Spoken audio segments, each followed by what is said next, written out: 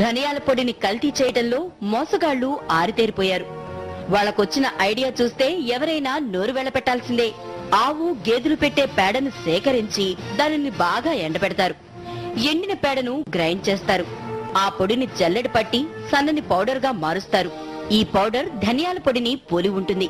ఈ పౌడర్ ని ధనియాల పొడితో కలిపితే అచ్చం ధనియాల పౌడర్ గా కనిపిస్తుంది.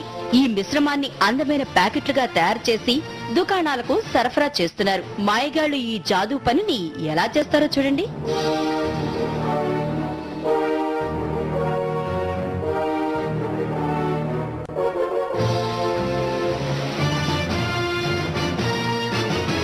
చూశారు కదా, బాగా ఎండిన పేడను జల్లెడి పట్టగా వచ్చిన ఈ పౌడర్ ధనియాల పొడికి ఏమాత్రం తీసుకోవడం లేదు. ఇదే కల్తీగాళ్ల పంట పండిస్తోంది. ఈ దారుణంపై జనాన్ని అప్రమత్తం చేసే పనిలో పడింది ప్రభుత్వం. ఇదే విషయాన్ని ఏకంగా కేంద్ర ప్రభుత్వం కల్తీ నిరోధక శాఖ అడ్వర్టైజ్మెంట్లు ఇచ్చి మరీ జనానికి అవగాహన కల్పించే పనిలో పడింది. పల్లె పట్నం అని తేడా లేకుండా అన్ని ఏరియాల్లో కల్తీ ధనియాల పొడిని తయారు చేసేవాళ్లు పెరిగిపోయారు. ఒక్కో ప్యాకెట్ పై డబ్బులు సంపాదిస్తూ జనాన్ని మోసం చేస్తున్నారు.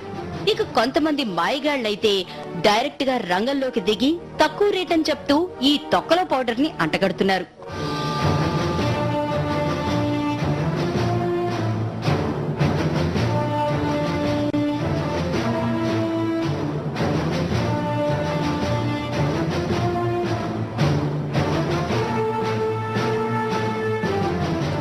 ధనియాల పొడి వల్ల శరీరానికి చాలా లాభాలే ఉన్నాయి. రక్త ప్రసరణని మెరుగు చేస్తుంది. కొన్ని రకాల వ్యాధుల్ని కూడా నివారిస్తుంది. అయితే ఈ లాభాలేవి కల్తీరాయిళ్ల ఘనకార్యంతో కస్టమర్లకు అందటం లేదు. మీరు కొన్న ధనియాల పొడిని కొద్దిగా నీళ్లలో వేయండి. అందులో పేడ గట్రా ఉంటే అది పైకి తేలుతుంది. పైగా దుర్వాసన కూడా వస్తుంది. అలా జరగకపోతే అది